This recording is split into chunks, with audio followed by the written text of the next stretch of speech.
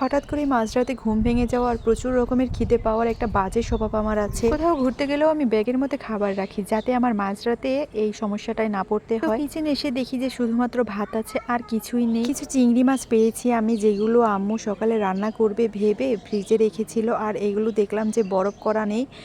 তো ভাবলাম এগুলোকে আজকে ভুনা করব। যেহেতু আমি একাই খাবো এই জন্য অল্প কটা চিংড়ি মাছ নিয়েছি। খুব অল্প সময়ের মধ্যেই চিংড়ি মাছের ভুনাটা আমি করে দেখাবো, আর এটা খুবই খেতে টেস্টি হয়, একবার ট্রাই করলে বুঝতে পারবা।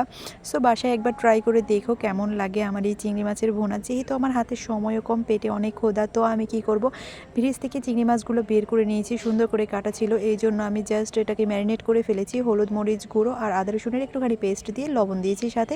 সো এগুলোকে কিছুক্ষণ আমি ম্যারিনেট করে রাখার পরে এগুলোকে তেলের মধ্যে ভেজে নিয়েছি। এবার তেলের মধ্যে কিছুক্ষণে নাড়াচাড়া করে চিংড়ি মাছটাকে ফ্রাই করব। দেখবা যে চিংড়ি মাছটা যখন তেলের মধ্যে দিয়ে দেওয়া হবে তখন এখানে একটু পানি উঠে আসবে, আর তেলের মধ্যে এই পানিগুলো অ্যাডজাস্ট হবে না। সো এই তেলের মধ্যে পানিটাকে চিংড়ি মাছ সহ শুকিয়ে নিতে হবে। যখন শুধুমাত্র তেল থাকবে ঠিক সেই মুহূর্তে চিংড়ি মাছগুলোকে নামিয়ে নিতে হবে। এবার তেলের মধ্যে দিয়ে দিয়েছি 2টা পেঁয়াজ কুচি, আর দিয়েছি সাথে 8-9টার মতো কাঁচা লঙ্কা। আমি এখানে ঝালের পরিমাণটা একটু বেশি দিয়েছি, যেহেতু আমার ঝাল ঝাল ভুনাটা খেতে মন চাইছে।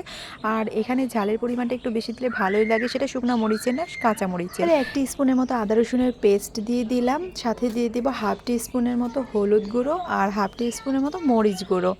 যেহেতু চিংড়ি মাছের পরিমাণটা খুব কম তাই আমি মশলাগুলো খুব কম দিয়েছি। এবার এখানে 1 প্যাকেট সস দিয়ে দিচ্ছি, আর অবশ্যই এই সসটা তেলের মধ্যেই দিয়ে দিতে হবে যাতে এটাকে একটু নেড়ে চেড়ে ভালো করে কষিয়ে নেওয়া যায়। আর এই সসটাকে কষিয়ে নেব যাতে সসের কোনো গন্ধ না আসে। চিংড়ি মাছটা আমার খুবই পছন্দের একটা খাবার। আমার হাতে যখন সময় খুবই কম থাকে তখন আমি ঠিক এইভাবেই চিংড়ি মাছ ভুনা করে খাই, এটা খেতে খুবই টেস্টি। এখন আমি যখন এই মশলাটা কষানো হয়ে যাবে তখন এখানে চিংড়ি মাছ দিয়ে দেবো। এর মধ্যে কিন্তু আমি কোনো পানি অ্যাড করিনি, আর এখানে আমি একবারই পানি অ্যাড করব, বারবার পানি অ্যাড করব না। তো মশলাটার সাথে ভালো করে চিংড়ি মাছটাকে কিছুক্ষণ কষিয়ে নিতে হবে। চিংড়ি মাছের ভুনাটা কিন্তু আপনারা ভাতের সাথে বা পোলাওর সাথে দুইটার সাথে খেতে পারবেন, দুইটার সাথে খেতেই খুবই টেস্টি হয়। আমার বাসায় যখন মেহমান আসে আর আমার হাতে খুব কম সময় থাকে তখনও কিন্তু আমি এভাবে ভুনাটা করে ফেলি।